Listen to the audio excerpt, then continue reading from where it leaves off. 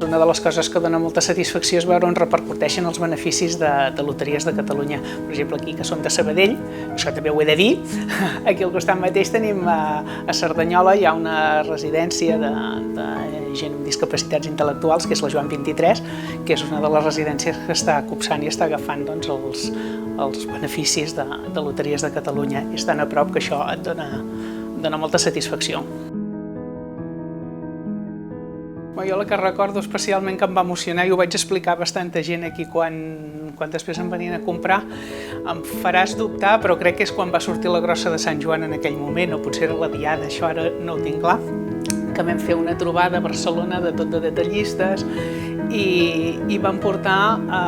una persona de residències d'una discapacitat intel·lectual, un nanos d'alguna també residència infantil i unes persones grans que la Loteries de Catalunya ajudava justament en aquelles residències. Llavors jo vaig poder parlar amb ells i esclar, que em diguessin que la Lota els ajudava,